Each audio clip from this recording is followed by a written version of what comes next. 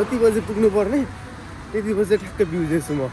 कि त यता अब केक छ अरे तर लास्ट एक्सपेन्सिभ छ भनेर मैले एकजनालाई सोधेको थिएँ, त्यस्तो भन्नुभयो होइन। अनि टोइलेट चाहिँ छैन रहेछ, पोछा हाल्नु पऱ्यो नि टोइलेटमा चाहिँ। यताको डिसिजनलाई कुरेर बस्यो, फेरि उता अब छुट्टी छ, छुटेपछि यता भएन भने फेरि यता नि हुँदैन उता नि हुँदैन क्या। यहाँ सेलामा चाहिँ बस पानी परिरहेछ, हावा बस चलिरहेछ। छाता नगइकन हिँड्यो भने त लुतुकै भिजेर घर पुग्नुपर्छ।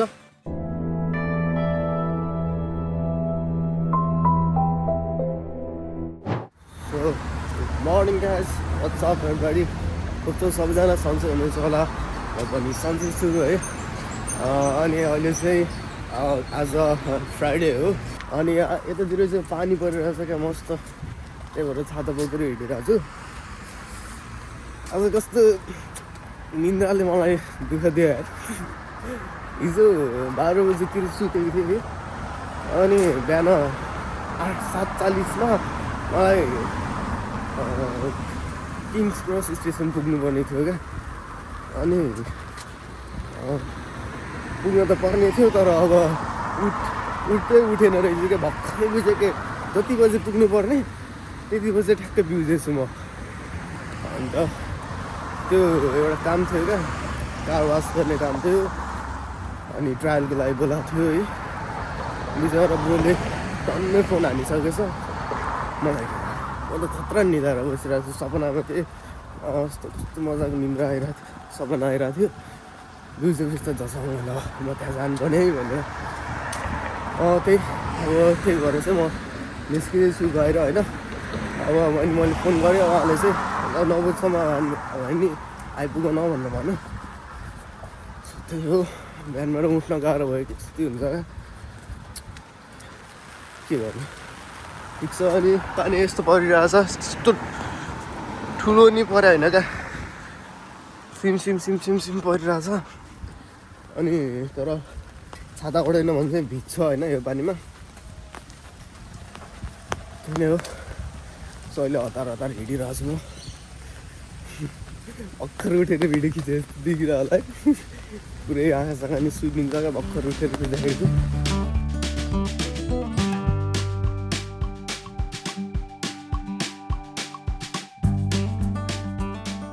म चाहिँ यहाँ अहिले फर्स्ट ट्रायल सकेर आएँ, अनि मलाई त्यहाँभित्र चाहिँ खिच्न मिलेको थिएन, सो मैले खिचेन होइन। अनि अब सेकेन्ड ट्रायलको लागि म बस कुद्दैछु। यो काम चाहिँ लाइक कार वास गर्नुपर्ने हुन्छ होइन। जुन पनि कार हुन्छ, कारहरू आउँछ अनस्टप आइराख्ने रहेछ त, मिनेटै पछि एउटा सक्ने बित्तिकै अर्को ल्याइदिइहाल्ने रहेछ होइन। अनि त्यसपछि त्यसलाई चाहिँ वास गरेर खोइ के नाम थियो, साबुन हाल्नु पऱ्यो, वास हाल्नु पऱ्यो, त्यसको त्यो टायर पुस्नु पऱ्यो होइन। प्रोसेसहरू छ त्यसको। अनि अलिकति त्यो वास हाल्ने बेलामा चाहिँ यो बाकुराहरू देख्ने क्या। सो म विचार गर्छु यो गर्नु कि नगर्नु भनेर चाहिँ। अनि अब फर्स्टमा चाहिँ अर्को ठाउँमा जान्छु, त्यो चाहिँ क्लिनिङको हो, त्यहाँ चाहिँ के हुन्छ हेरौँ त्यो पनि होइन।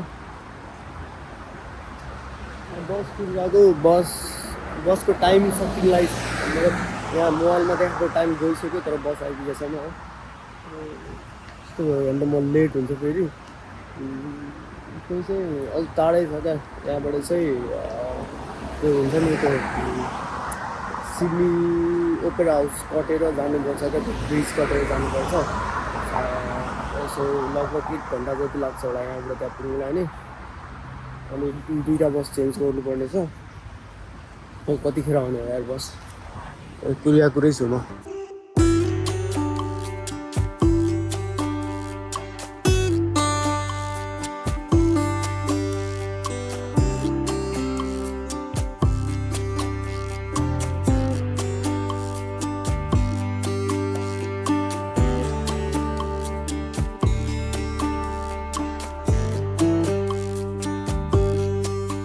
सोही म चाहिँ यहाँनिर ट्रायल दिने ठाउँमा आइपुगेँ, क्लिनिङको चाहिँ होइन।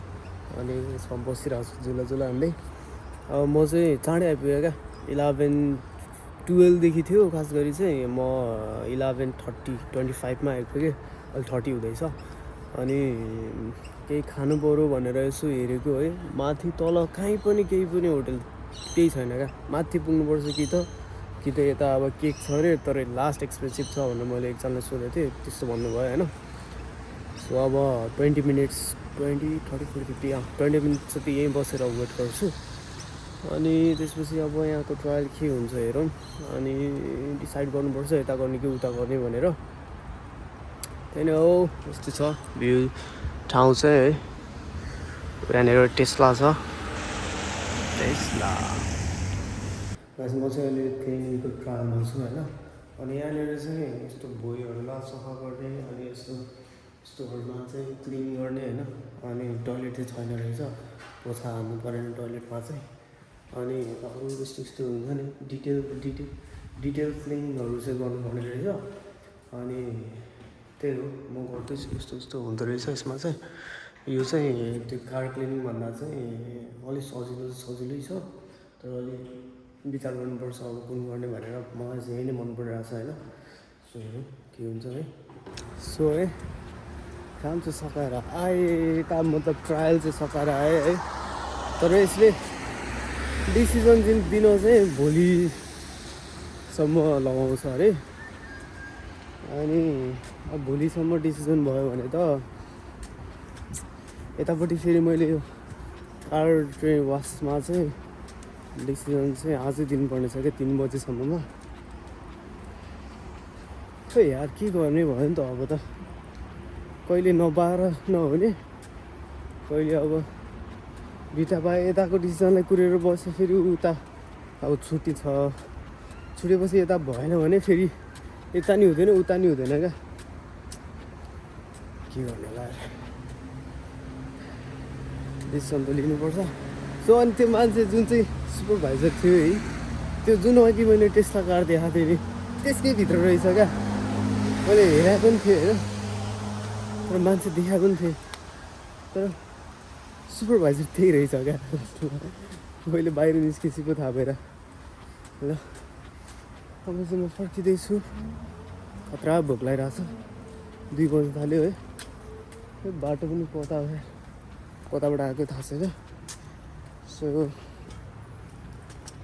घर जाउँ अब खाना पकाउनु भएको छ कि छैन थाहा छैन घर पुग्दा 3 बजिहाल्छ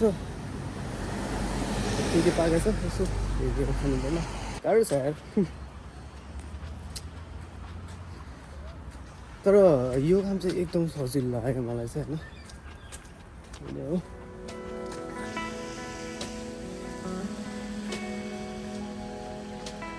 सो गाइस म अहिले चाहिँ क्याम्पसे रेल स्टेसनबाट झरेर यता क्याम्पसे आएँ होइन कस्तो बवाल पानी परिरहेको छ यता चाहिँ त्यो यस्तो होला यसरी हिँड्नुपर्छ जस्तो यस्तो ढल्केर परिरहेको छ क्या यसरी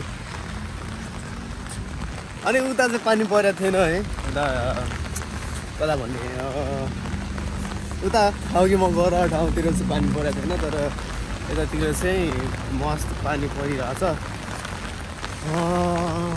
लास्ट भोक लागिसक्यो मलाई लास्ट भोक लागिसक्यो 3 बजिसक्यो घर पुगिन्छ अब पुग्नलाई 5-10 मिनट छ अनि घर पुगेर यस्तो के छ खाइदिनु पऱ्यो होइन अझै पनि मैले अब त्यो कार वास गर्ने ठाउँमा चाहिँ काम गर्छु भन्ने यदि अब त्यही गरी उताबाट क्लिनिङबाट चाहिँ पोजिटिभ डिसिजन आयो भने म यतापट्टि चाहिँ गर्दिनँ भन्छु है सोच चाहिँ त्यस्तो गरेको छु चाहिँ त्यस्तो गर्नु त नहुने थियो होइन तर अब फेरि यताबाट राम्रो डिसिजन आएन भने न यताको न उताको हुन्छ त्यो भएर चाहिँ मैले गर्छु भन्दै होइन मेबी राम्रो हुन्छ होला है त्यसो त नि नेपालको हालखबर है रमाइलो छ नेपालमा के छ घाम लगाइरहेको छ पानी परिरहेको छ होइन यो भिडियो हेरिराख्दाखेरि के हुँदैछ त्यतातिर कमेन्ट आउनु है त्यस्तै छ यहाँ सेलामा चाहिँ मस्त पानी परिरहेको छ हावा मस्त चलिरहेको छ छाता नगइकन हिँड्यो भने त लुटुक्कै भिजेर घर पुग्नुपर्छ ज्याकेट पनि लगाइरहेको छु जाडो छ होइन। त्यही हो, अब म घर जान्छु सिधै, घर पनि पुग्न लाग्यो होइन। यो बाटो कति धेरैचोटि देखाइसकेँ मैले यो बाटो।